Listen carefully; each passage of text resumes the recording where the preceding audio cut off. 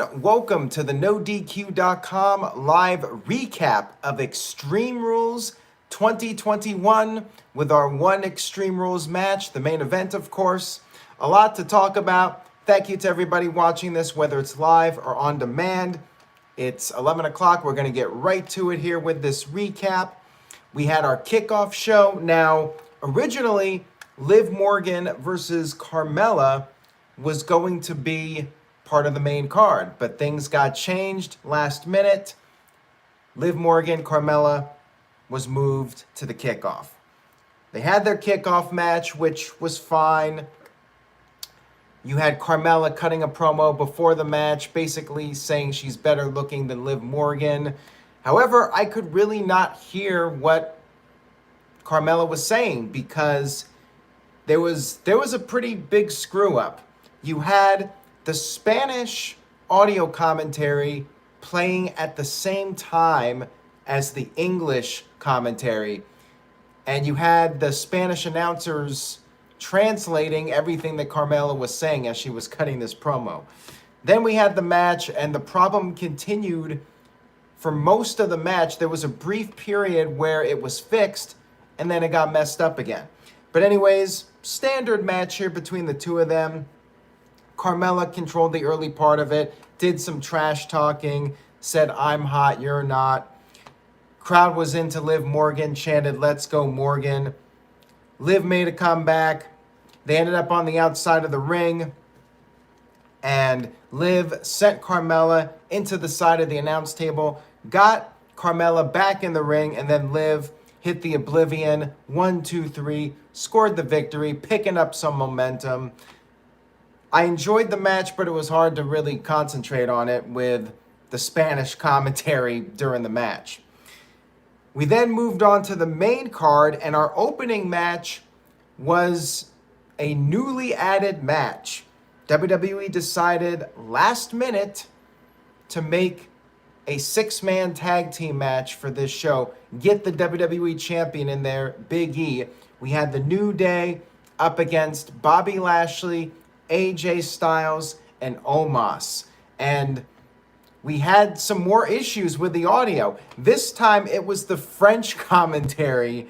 During the introductions for this match, you could hear the French commentators.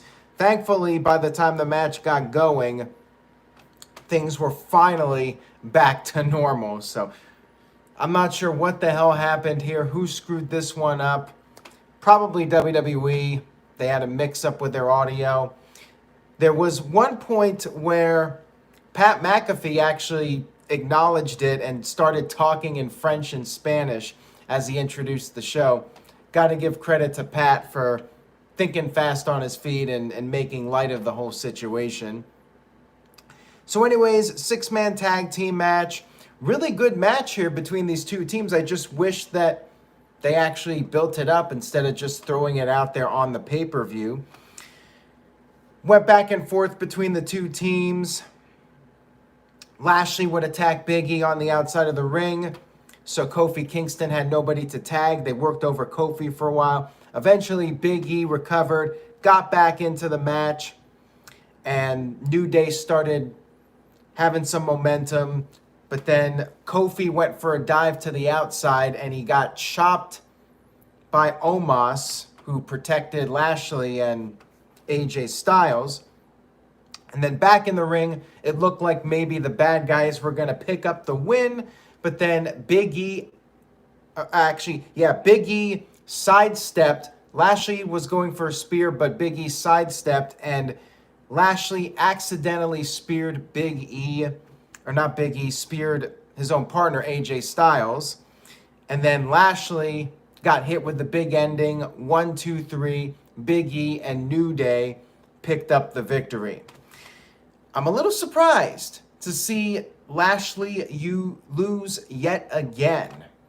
He lost 3 times in a row now. He lost the title, of course, to Big E, and then he lost on Raw, got pinned by Reigns, and then he lost a 3rd time in a throwaway match on this pay-per-view.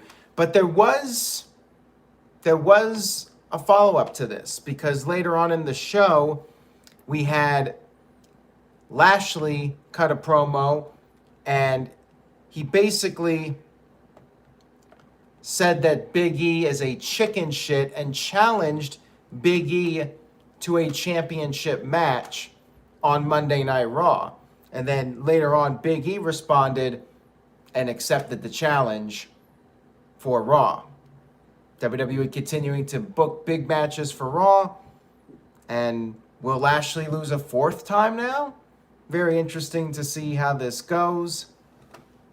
Not sure what you do here to make both guys look strong. Does Big E lose the championship, or does Lashley... I don't know. I don't know what's going to happen, but they're doing it. They're doing this match. Maybe it's just going to end in a DQ or something. Very well could be the case.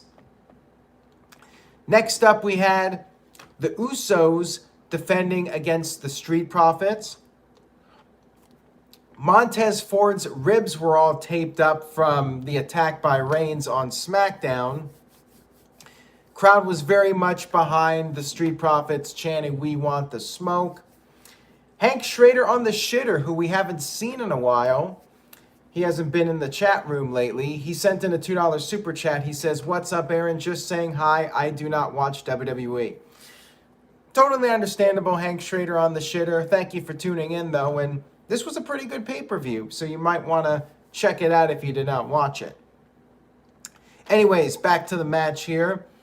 The Usos focused on the ribs of Montez Ford, and Jay even ripped off the tape. Eventually, Ford was able to tag out to Dawkins, and Dawkins was on fire for a while. Ford got back into it, hit the blockbuster. Jimmy kicked out of that. Usos regained control. They double-teamed Dawkins, but Dawkins was able to kick out. And then Ford came back in, hit a big frog splash. Jay kicked out of that. And then Ford climbed the top rope, but hesitated a little bit because of his ribs. Jay ended up shoving Dawkins into the ropes, which sent Ford off from the top. And then Jimmy hit a big Uso splash. Dawkins kicked out of that. And then Ford got back in, did a dive over the top, or over the corner, I should say, onto both of the Usos. And then Ford hit Jay with a frog splash. However, Jimmy was able to break up the pin. Then Dawkins got on the apron and basically moved Ford. He took the bullet. He took super kicks from the Usos. He was out of the equation. The Usos were still able to finish off Ford, though. They hit him with double super kicks, and then they hit the double Uso splashes to finally put away Ford and retain the tag team titles. Fun match here, and the crowd was really hot for it, so thumbs up for this. Walter Cruz with a $2 super chat says, "If Lashley loses again, he might as well be getting drafted." Yeah, it's kind of funny how Lashley was so protected, and now that he lost the title, he's losing a lot of matches. But yeah, I could see a DQ or count out. Like, I would be shocked if they just did a clean finish. But then again, who wins? If you do a clean finish, who goes over? Does Lashley lose 4 times, or does Big E's title reign come to an end right away? And Anthony says Pat McAfee's commentary is amazing. I agree. He did great on this show as usual. Bitch O'Howdy says, "What the hell happened in the Universal title match?" Well, we're going to get to that in just a few minutes here. Stay tuned for that. Next up, we had Charlotte Flair versus Alexa Bliss for the Raw Women's Championship. Alexa's hometown, Columbus, Ohio, they were firmly behind her. She got a big reaction, but the announcer did not say that Charlotte was from Columbus. They just announced her, Alexa Bliss, and of course Charlotte announced from the Queen City, but they didn't say anything about Alexa being from Columbus. So there you go. Crowd still cheered like crazy for Alexa. Alexa got a fast start in, but Charlotte was able to gain the upper hand, and match went back and forth. They exchanged some near falls.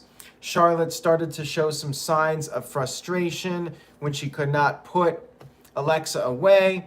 Alexa then hit a sunset bomb. Charlotte kicked out of that. Alexa went for the twisted bliss and then hit her She mistwisted Bliss, and then she went for a DDT. She hit that. Charlotte got her foot on the rope, and then Charlotte grabbed Lily, threw it at Alexa, hit a big boot, and then pinned Alexa with the natural selection. Hometown hero loses again, but you know what? WWE did not announce her from Columbus, so I guess the attitude is, well, she's technically not the hometown hero. Caleb Thomas sent in a $5 super chat, says, if WWE is distancing themselves from Rick, wouldn't it make sense for them to pull the title off of Charlotte until things cool down? I don't think they're really concerned about that. Charlotte Flair is her own person. I was wondering if they were going to shorten the name back to Charlotte, but they haven't done that. She's still Charlotte Flair, and I guess they're just moving forward, and, you know, the crowd still does the woo for the chops, and, you know, they're going to keep doing their thing. Psycho Jet Black with a $2 super chat says, is Alexa Bliss finally done with the Fiend gimmick? Well, that's a very good question. So after the match was over, and thank you guys for the super chats, by the way. After the match was over, Charlotte took Lily and dismembered her. She ripped apart the doll, and Alexa got enraged. She went after Charlotte. They fought on the outside of the ring, but Charlotte just tossed Alexa over the announce table, walked away, grabbed her title, and left. I guess Alexa doesn't have the supernatural powers anymore. She just started screaming, and she got in the ring. She mourned the loss of her doll, Lily, ripped to shreds. There was a thank you, Lily chant, which is quite interesting. And then Alexa left the ring and very upset. She was screaming and just very, very distraught. So to answer Psycho Jet Black's question, what's next? Is she done with this gimmick, or is she going to double down on it? I guess we'll have to wait and see. Walter Cruz with a $5 super chat. Thank you, Walter. I appreciate it. Says, will a human play Lily now? Probably will say Charlotte released Lily's spirit. It is the month of Halloween. Could be. And by the way, Matt pointed this out. Alexa was foaming at the mouth. So it may be double downing. Maybe we will see Lily as a human persona. Caleb Thomas with a $2 super chat regarding the foaming of the mouth said, don't forget the Alka-Seltzer tablet on her tongue. Nicely played there, Caleb. And Anthony says, R.I.P. Lily, 2021 to 2021. Match was good. Post-match, it is what it is. It's WWE. It's sports entertainment. If you don't like it, you got AEW. I mean, it was entertaining. And I guess I'm curious to see where it goes next. But yeah, it was a bit over the top with her going crazy. It kind of reminded me of when Pepper was killed and Al Snow got all distraught, or when Moppy was put into the wood chopper and Perry Saturn was a mess. You know, kind of like that. You know, Alexa's deranged and she is very sad about the loss of her doll companion.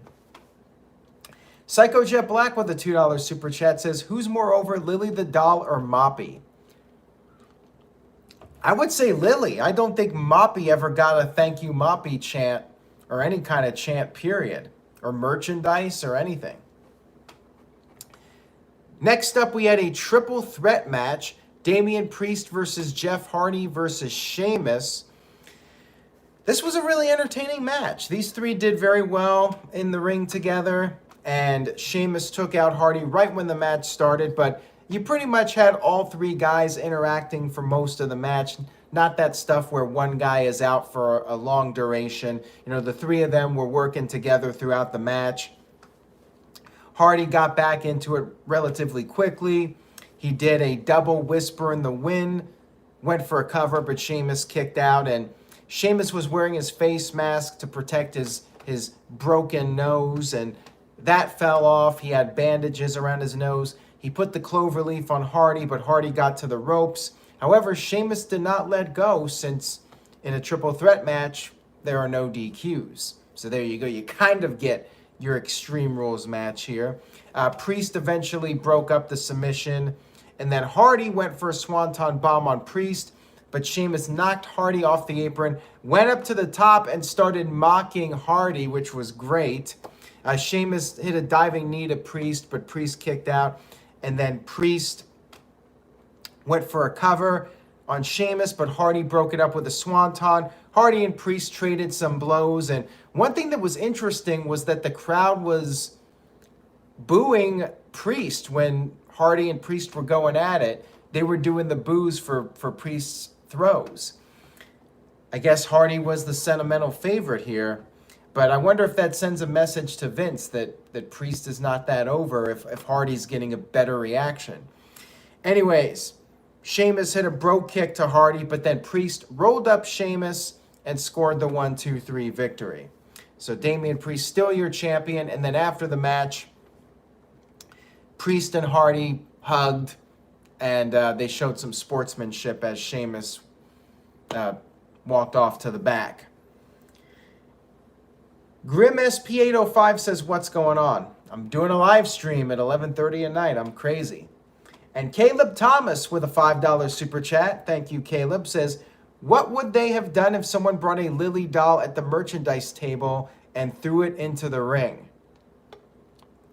Ooh, good question there. Now, first of all, what fan would be dumb enough to buy a doll just to throw it in the ring at a moment's notice? I mean, they probably would if they were drunk enough. I guess Alexa would have to no-sell it, but that's a very good question, Caleb. And I enjoyed this match, like I said. Up to this point, the show was really solid. Like, no bad matches on this show. Everything was very entertaining. The wrestling was really solid, and Columbus was a really strong crowd too. They were into a lot of the stuff that was going on during the show. By the way, I want to give a shout out to that fan at ringside by the entrance ramp who kept holding up all the signs talking about Nintendo 64's 25-year anniversary and why were LJN games made during the 90s. Like, that guy had some interesting signs for sure. We had our SmackDown Women's Championship match, Becky Lynch versus Bianca Belair. And by the way, Big E, I mentioned earlier, accepted Bobby Lashley's challenge, and that match will be kicking off Raw, which also makes me think there might be some kind of shenanigans to set up like a main event at the end of the show. I mean, it's very interesting to me that they're opening with that match. Of course, trying to pop the rating, but also could be an angle alert. Becky Lynch versus Bianca Belair. Another really good match here on this show. Bianca tried to finish off Becky right away with the KOD. Tried to beat her in, under 26 seconds, but Becky slipped out of the ring. Dueling chants, even though Becky's the heel. Let's go Becky, EST chants. Bianca had the upper hand for a while, kept getting the best of Becky, and Becky was yelling at Michael Cole, telling him that she had a plan. And eventually she used Bianca's hair to gain the upper hand, worked over Bianca for a while. Bianca made a comeback, showed off her power, did the vertical suplex. Becky tried to use the hair again, but was unsuccessful. And Becky put on the disarm her submission, but Bianca got her foot on the rope, and Becky started pulling out some different moves, hitting a leg drop off the top rope. Bianca was in the ropes. Becky bringing out some new moves to try and retain her championship. Becky got the disarmor on again, but Bianca powered out of it, got her in position for the KOD, but then Sasha Banks interfered and caused a disqualification. Yes, a DQ on a pay-per-view. Yeah, Sasha Banks returned, but I hate when they do DQs on a pay-per-view. Not a fan of it. Like, I would have rather seen a different finish, but I guess they were trying to protect both of them. Whatever. Caleb Thomas with the $2 super chat says, don't forget Brock Lesnar guy was in attendance. That's true. He was there. He makes the rounds. He was at the Chicago show for CM Punk's debut in AEW. He was at SummerSlam. He was here. Like, I want to know what that guy does for a living. I should have asked him when I saw him in Chicago a couple years ago. Aaron Anderson says the good old DQ tough. You know what? It's a pay-per-view called Extreme Rules, and that was not a very extreme finish. Just saying. And we got the new normal Jerry Slaughter, no DQ contributor. He was on the predictions video. He said, perfect night, 6 out of 6. Easy prediction night. Hoping with Bianca's loss, the Hurt Business idea gets used. Well, she actually won because Sasha interfered and attacked her.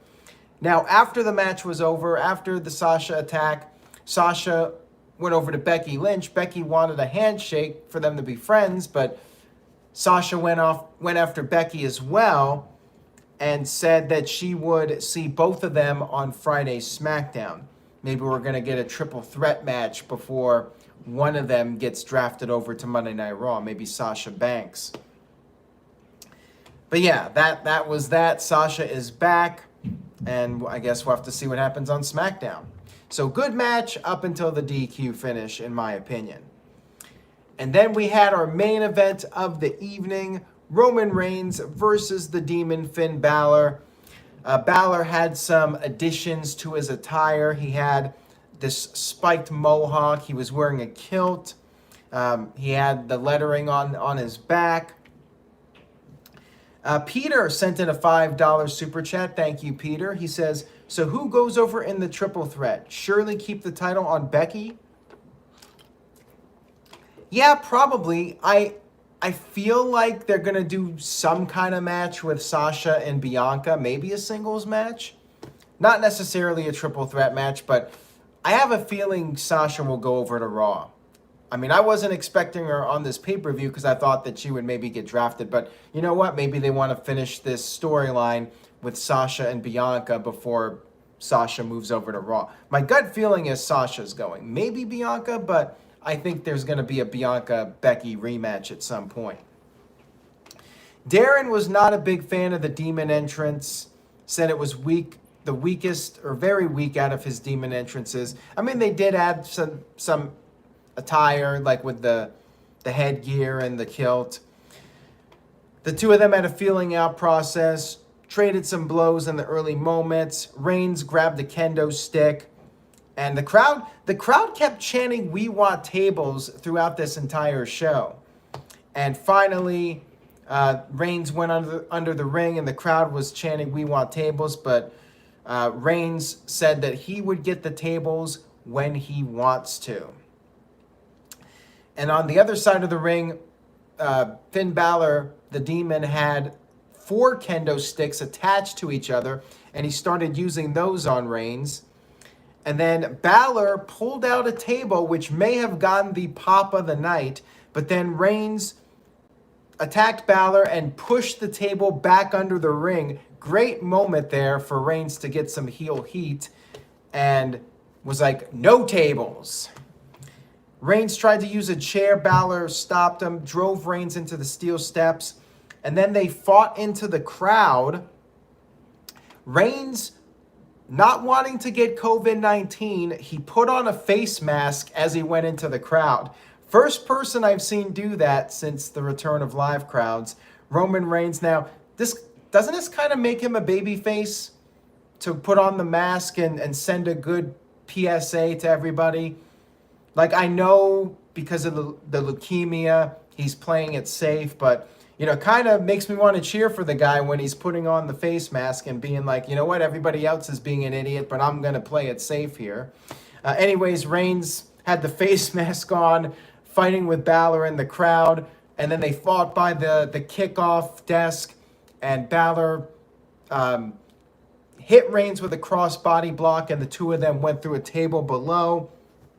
They got back into the ring, but Reigns regained control and slammed Balor through a table. Balor kicked out of it, and the crowd chanted, "This is awesome." So you know what you got to do, at least in WWE. You got to have the tables to get the "This is awesome" chant, because it worked. They chanted it. Reigns hit a Superman punch. Balor kicked out. Reigns hit a spear. Balor kicked out again and used Reigns' own low blow kick out. Reigns did it to Balor a few weeks ago. Balor did it to him, kicking out with the low blow. So a little bit of karma for Roman Reigns. What goes around comes around. And then Balor hit the coup de grace, was on the verge of winning the match, but then the Usos pulled out Balor. It's Extreme Rules, no DQ. And they were going to put him through a table, but Balor fought them off. Balor put Jay through a table, and then Reigns speared Balor through the barricade. That led to a holy shit chant. Balor was seemingly dead, but then the heartbeat sound effects and the lighting started, and Balor was basically resurrected. Full-blown demon. We had the dimmed lights. He threw Reigns. He drop-kicked Reigns, who fell through another table. And then Balor got Reigns back in the ring, was going for the coup de grace, and then the ropes broke. Yes, the ropes broke. Balor fell to the ground, and Reigns took advantage of this and hit another spear and pinned Balor. That was interesting. That was creative. I will give them that. Creative finish, but there needs to be an answer to this. Somebody had to do this to Balor. If this was just Balor stood there and the ropes collapsed, I think it was a dumb ending. So I got to see the follow-up. I'm not going to knock it. I want to see a follow-up. Like somebody set that up, I'll be okay with it. But if there's no follow-up to it, I'm going to think it's a stupid ending and a cheap cop-out to have Balor save face. And people in the chat room are saying that this was the act of God to screw over Finn Balor. Hamp Kano with a $5 super chat. Thank you, Hamp. Says, looks like I was right. They're letting Roman Reigns break CM Punk's 434-day title record. I should be the owner of No DQ now. Well, I said that too, so you're going to have to fight me for that one. I said Roman Reigns would hold on to the title until at least WrestleMania 38, if not longer. And I'm pretty sure that will certainly break CM Punk's record. Walter Cruz with a $2 super chat says, give WWE credit for doing something different. And I agree with that. It was creative, but you know what? They got to have a follow-up for that, in my opinion. There's got to be more to that. Psycho Jet Black with the $2 super chat says, who is God's favorite champion, Roman Reigns or Miro? Maybe it is Roman. Maybe that was God from above rewarding Roman Reigns for wearing a face mask. There you go. Maybe that's the answer to the finish here. That God was looking out for Roman Reigns because Reigns did the responsible thing and put on that face mask before he went into the crowd. By the way, Pat McAfee was great making fun of the fans that Reigns doesn't want to get infected by these dirty fans from Columbus or whatever he said, something like that. Caleb Thomas with a $5 super chat says, any idea when they gimmicked the top rope? Probably when all this stuff was going on the outside of the ring, when Reigns speared Balor through the barricade and they dimmed the lights and everything. I'm sure they had that all ready to go there. Match was really good. Finish, jury is out on that, at least for me. I want to see what the follow-up is. But I will say it was something different. It was a bit cartoonish and over the top, though, at the end. I will say that. Like, the match was awesome, but the ending was a bit over the top. But then again, so was The Fiend being set on fire. You know, WWE likes to do these kind of dramatic, over-the-top finishes to the pay-per-views. And, hey, it's got people talking, so there you go. Caleb Thomas with a $2 super chat. Thank you for that, Caleb. Says, off topic, when is the next trivia challenge? You would have to go over to Greg Cherry Brand on YouTube to check out the trivia challenges. He's doing them over there on his channel now. Follow him at Greg Cherry Brand. Psycho Jet Black with a $2 super chat says, better than Dean Ambrose and the exploding TV. Well, again, I was not a fan of that Dean Ambrose finish, by the way. I thought it made him look like an idiot. And the Balor thing really doesn't make sense unless somebody set that up to screw him out of the title. If it was just some random act of God or whatever, I'm not a fan of it. I'm just not. So anyways, Extreme Rules was a good pay-per-view. The finishes were interesting, but the wrestling was really good. I was entertained from start to finish. I am giving it a solid B. Good pay-per-view from WWE. Not the best of the year, but it was still a very fun 2.5 to 3 hours. 3-hour show, approximately. I liked it. Solid B. Walter Cruz with a $2 super chat says, I would have shown Heyman with the tool afterwards. Well, maybe they'll show some footage on SmackDown of somebody. Maybe they'll do a storyline of who done it. We haven't had one of those in a while. Seeing a lot of B's in the chat room. Game is on 100. Matt Helms, Terry, Walter all give it a B. Michael Wayne and MVP Kev give it a B+. Israel Diaz a little bit lower with a C+. David Norden gives it an A. Hamp Connor with the $2 super chat says, who will be the celebrity guest host for the draft? Hopefully nobody. I mean, I wish they had GMs to make it at least feel a little bit more like a real competition between Raw and SmackDown. Instead, you got Adam Pearce and Sonya Deville on both shows. Like, you got to have a Raw rep and a SmackDown rep, in my opinion. I do think they should bring back general managers, but please, no guest hosts. And no Fox and USA Network executives. That was really lame when they were showing the boardrooms with the executives. That was really dumb. Man Wan says, what happens to the Demon now? Well, maybe there's going to be a whodunit storyline, and maybe there'll be some kind of update on that. Psycho Jet Black with a $2 super chat says, I thought you hated general managers. I got tired of the heel general manager because I think that gimmick, a heel boss authority figure, has been long played out. But I'm fine with two babyface general managers competing against each other. I'm fine with that. But the heel one, it's been done too much, in my opinion. Looking in the chat room, the actual poll that I put up, most of you gave the show an A. 46% A, 25% B, 16% C, and 12% D. I do think it was a good show, but to me, it was not at the top tier level for pay-per-views. It was still really good, though. And I think it was a perfectly fine pay-per-view to watch from start to finish. Solid wrestling. Crowd really helped, too. The crowd was hot for this show. So props to Columbus for being a really good crowd. Hamp Connor with a $5 super chat. Thank you for that, Hamp. Says, what about a character that plays the head of USA Network like Don Callis did in ECW? Would you be for that? I thought WWE tried something like that, like in the mid-2000s. Like, I forgot the guy's name.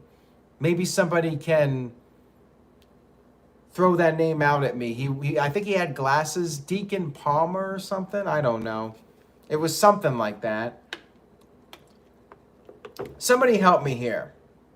Palmer Cannon, that's it. Thank you for that, Psycho Jet Black. He knows more than I do. And so does Michael Wayne. Michael Wayne knows a lot of wrestling. So thank you, Michael Wayne and Psycho Jet Black, for helping me along with this live stream. I do appreciate it. Throw in some facts and some corrections when they are needed. All right, guys. Well, I'm pretty much out of it for the night. I think I've said my piece on this show. Thank you guys again for tuning in. I really do appreciate it. Raw's going to be a big one, so make sure you guys stay tuned for the Raw recap. Going to be a busy week on NoDQ.com. We got the draft coming up. Hit that subscribe button if you haven't already, and make sure you give this video a like. Tell your friends, spread the word about the channel. Take care, everybody, and I will see you all next time.